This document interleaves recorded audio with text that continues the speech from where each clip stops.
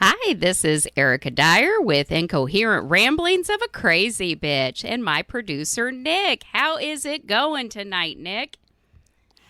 It's going good. It's going good. It's been a very busy week for me. How Oh, about you? gosh.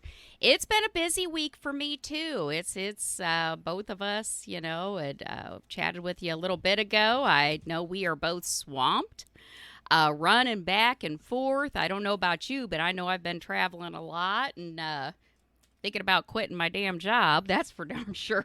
But bills and things like that. Yeah, yeah. Never ending supply of bills. That's right. That's right. Yeah, so what are we talking about this week? Well, because this week is so on my mind about this work situation and how stressful work is, let's talk about the different ways that I have tried to make money throughout my Oh God. life. Oh God.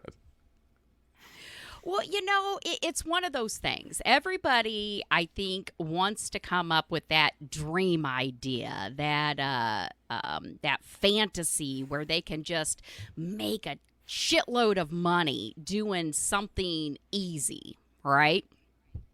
Oh yeah. Yeah, absolutely. And we've always throughout time we see something somebody's created and be like, man, I could have fucking thought of that from that little lady making those damn macrame shit at the the festival. Stupid shit like that. But I'm not that clever. I'm not that clever. My money making schemes have to be a little bit easier than that. When I was a little girl, I used to sell my dad's shit. I did all the time, actually. I did. He used to get really pissed. Back in the day, like he had these, oh my God, I can clearly remember them. They were like, he bought them at an auction. They were these ceramic, oh gosh, I think like old decanters. And they were in shapes. They were probably fucking collectibles, knowing him. I used to sell that shit, the ones I didn't break, actually. I used to have a Michael Jackson doll, like a straight up Michael Jackson doll. He was the size of a Barbie. I Oh nice. sold that. I did. I know. After I gave him a black eye, I sold it for like $1, Well, when you're little, you want shit like that. Sold it for $1. You know, in there was another time. Oh my God. This wasn't even like a real money making scheme. God, this was more like stealing. I was with some friends, right? And we were partying. Man, this was back in the day where you could get like a tank of gas for 50 cents. No shit. That's how long The ago good it the was. good old days. I know. Oh my God, I miss those fucking days, man.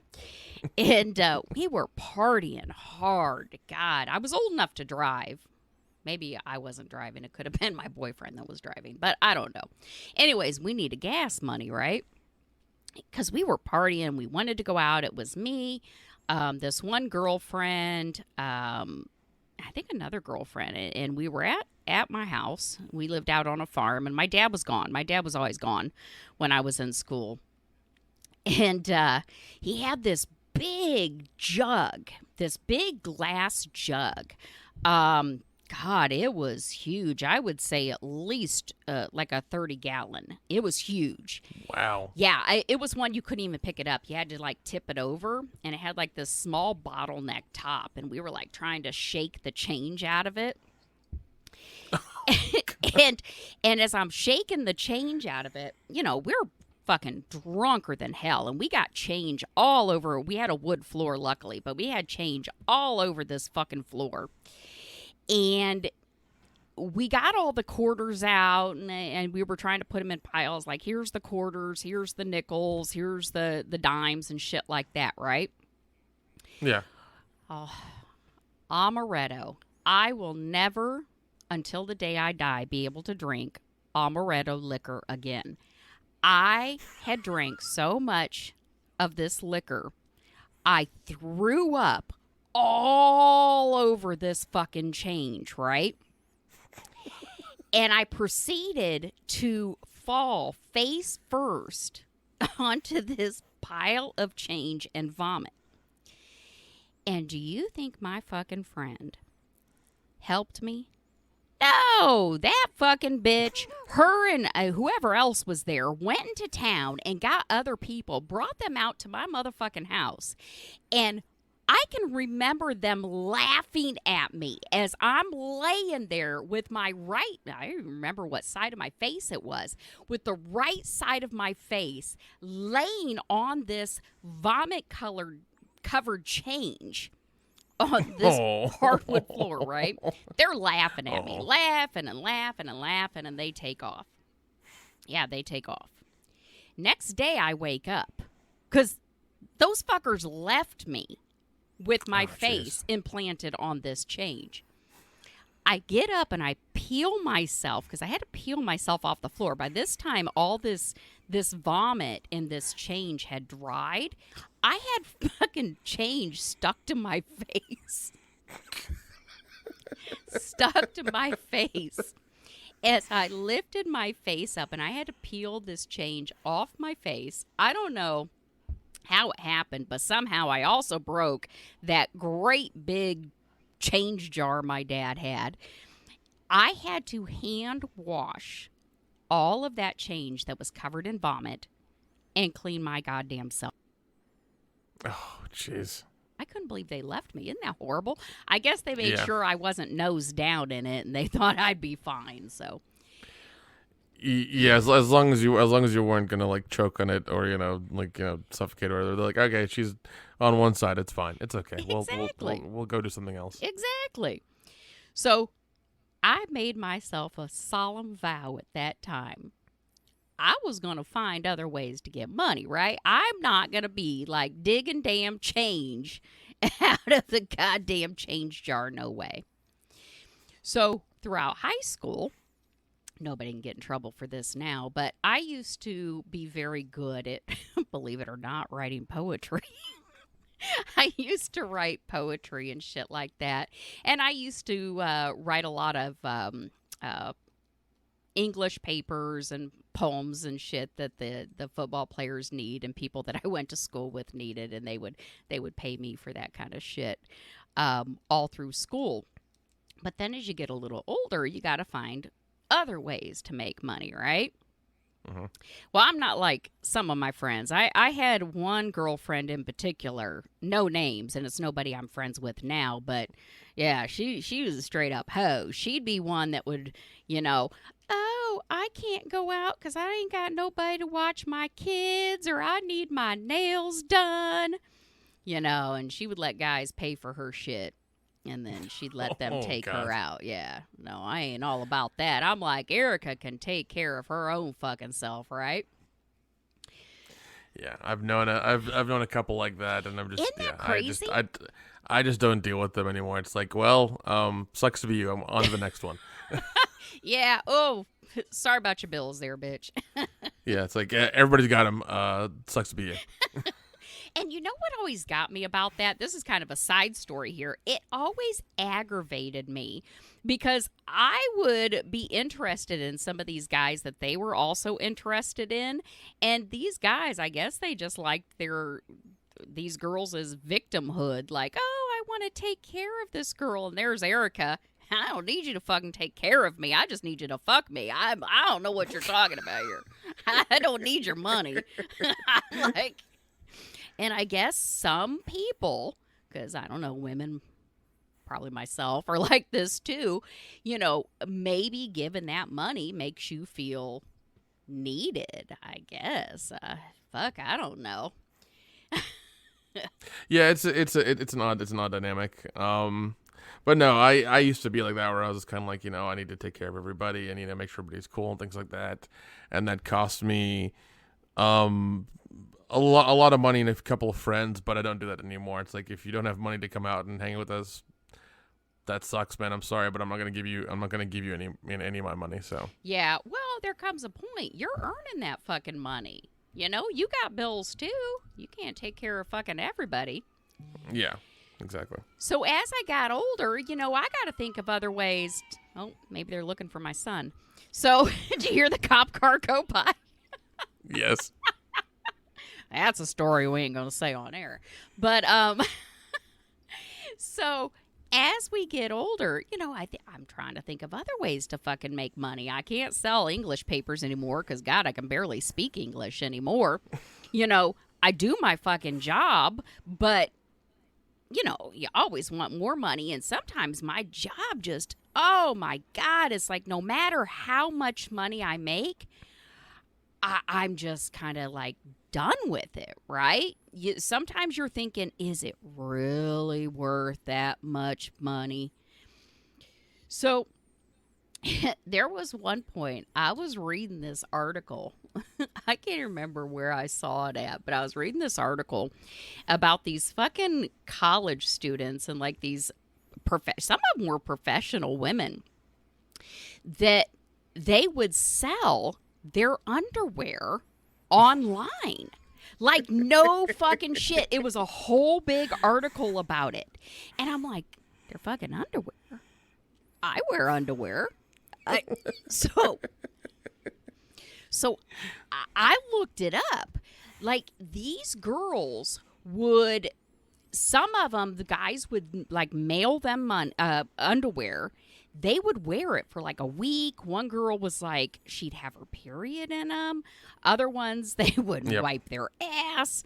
They'd put them in Ziploc bags, and they would mail them to these guys for money. And I thought, I could fucking do that, right? I mean, to be honest, I had a fucking boyfriend. Oh, God, this is so fucking disgusting. He actually took a pair of my underwear and he put it in a Ziploc bag and he would keep it for when I wasn't there.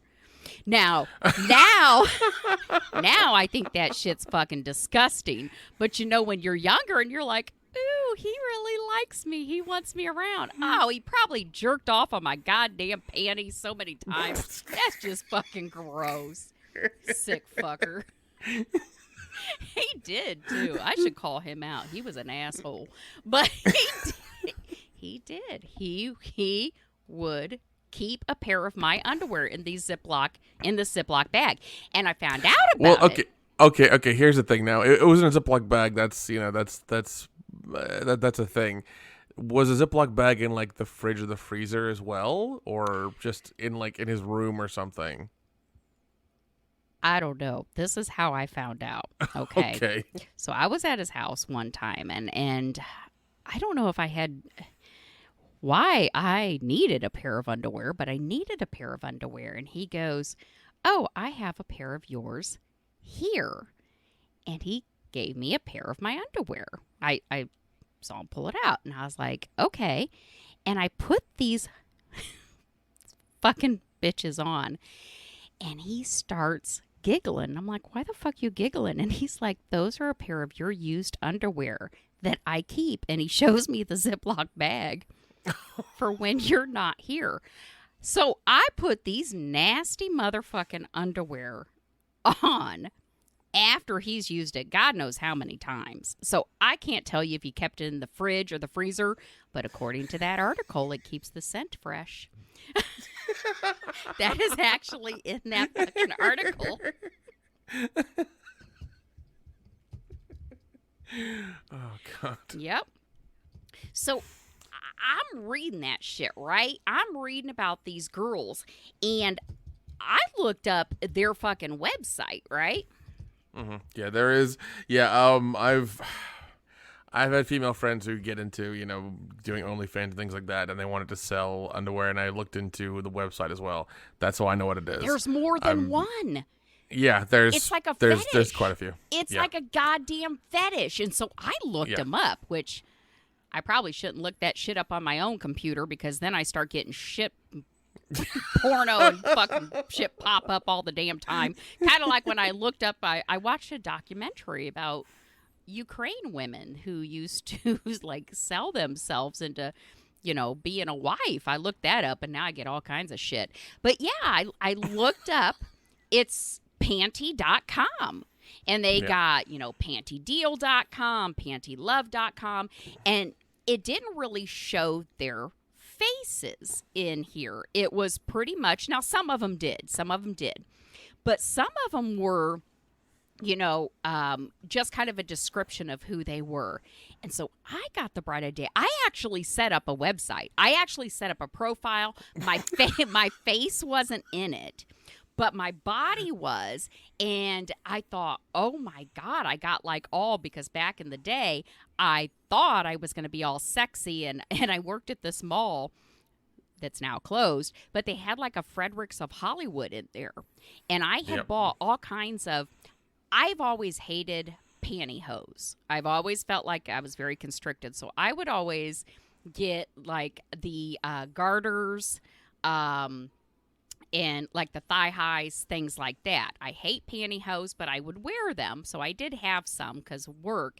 But I thought, oh my God, I could wear like these pantyhose, which I don't want anyways, wear them without underwear so I could like stink up the crotch part and I could sell them on this panty website. And I thought, oh my God. And I got, all the sexy underwear that I bought before I, had kids, and now I wear like cotton granny panties. I could wear these. Don't say that, because somebody will message the email or comment on the video being like, how much? Yeah, no shit. Yeah. I like cotton. It keeps the scent. Oh my God. So I did. I bought, it was like an investment, right? I bought like these Ziploc bags. I pulled out all of these underwear, these stockings, these pantyhose, things that I was willing to wear. And I actually wore a pair. I wore a pair of pantyhose, put them on for like 2 days in a row, put them in the Ziploc bag, and I thought, I'm going to sell these fuckers. I'm going to sell them. How much do I think I can sell them for? Because I won't fucking work. And if, let's face it, I'm lazy. So, but I couldn't do it. I couldn't do it. I couldn't actually list them and sell my shit online. I just couldn't take that final step. What was your issue? What was the hurdle you couldn't cross over? Well, I think part of it is because as we get older, we start thinking the mature way. How am I going to ship this to them without them knowing the city I live in? Because now I'm all like fucking stalkers, They're going to find me. And I'm thinking, I just don't know who I'm selling this shit to. But I'm looking at one right now that says sell used panties, earn over $1,000 a month online. Fuck, I might pull that shit up. I might sign up for that one. So, yeah. Yep.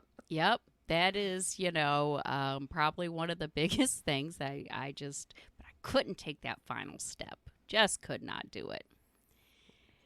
Oh, God. So the issue was you didn't. So the issue was like just personal safety. You didn't want somebody like yes, buying like 20 of them in a row, and all of a sudden like they show up in your front door. Yes, I know. But I think about that shit. God, age. That fucking sucks, man. You don't think about that shit when you're younger. It's all about partying when you're younger. Now I'm like, no. Do I really need to sell my underwear for $20? I can go make that at a job. A friend of mine, she moved from Georgia to LA with her now husband, or her boyfriend at the time, and she was at a strip club. She worked at a strip club. She was a stripper, and then she went to just helping them with their books, basically. Like she dresses like she just woke up and things like that. She doesn't dress in anything sexy when she's doing like working in the back office or whatever. Mm-hmm. She and I got to see her like a few months ago. She was in town, and I was talking to her, seeing what's up, whatever. And then the idea of like selling clothes and things like that came up, and she's like, "Yeah, I walked through the strip club because I had to go to my car, and some guy stopped me, and he said he would pay me $30 for my socks right now." Oh Jesus, yeah. So she took off her socks and gave it to the guy, and he gave her $30. I'm just like, holy shit. Maybe I gotta walk around the strip club. Yeah, I was like, good for you. You got gas money. No shit. See? I mean, damn, and her feet were probably sweaty. Guys are freaks, man. You don't hear of women buying socks right off a guy. That's nasty. I mean, I don't know if women are into that. I doubt they are because there's no market for it, or if there's a market for it, it's so niche that like the three guys who do it are just keeping it to themselves, basically. Yep. That's probably what's happening. Is like the three guys who are doing it are just like, no, we're making millions right now. We're not telling anybody else. That's true. That could be it. That's true because I follow this dominatrix that's in Chicago, and looking at her, other than being pretty large-chested, you would not think she was a dominatrix. She looks like a librarian. I know that's kind of like a... But she has the glasses. She has long brown hair. She's pretty. She's petite, pretty large-chested, but I wouldn't say that she was like skinny or like a goddess or anything like that. But damn, she makes money beating men. I mean, she's up there beating the shit out of men with her whip or whatever the fuck she does up there in Chicago. But I follow her because I'm like, I could beat men for money. That's another thing I've thought about doing. I kid you not. I actually talked to one of my girlfriends because me and my friend Kathy have talked about that before. About this was back when there was like a 900 sex line you could set up. Yes. Yep. And I'm like, Kathy, I could do that. Come on, touch me. Oh, right there, big boy. Oh, yeah. Oh, yeah. Oh, I could do that for fucking what? $20 an hour? No, actually a minute. Fucking hour. There you go. Yeah, $20 $20 a minute. Yeah. But there you go. Well, I mean, now did. now you have things like, like Zoom and Skype and FaceTime calling. that you can, I missed my calling. I could have jumped in on that bandwagon before we had the internet and nobody would have seen me. We could have did that shit online. I did my nails while I'm talking and shit. No, we missed it. Now what is it? OnlyFans. They have OnlyFans now, and Yep. You can't give your shit away now. You really got to have something to something that is selling you. Yeah, there's because it's I love how when the pandemic happened, I remember this happening because I was in Georgia at the time when I was going home to Tennessee. I went to the computer store here, which is Micro Center. I wanted to pick up a couple of things before I went back home, and and I was like, I'll get a webcam for Twitch stuff for the other podcast I'm on, and they were all gone. The entire section of webcams in that store was gone. Damn. Yeah. And I was like, I guess everybody is going to start doing OnlyFans during the pandemic. I could do an OnlyFans. I'm not sure anybody want to watch me, but I could, actually, I shouldn't say that. I joke about my looks, but there is somebody out there. My sister was down in fucking Florida. And you talk about the cameras and the OnlyFans and that. And she went to a strip club down there that she said it was probably the largest woman that she had ever seen stripping in her life. And, guys loved her. So that OnlyFans thing, maybe that'll be my next money-making venture.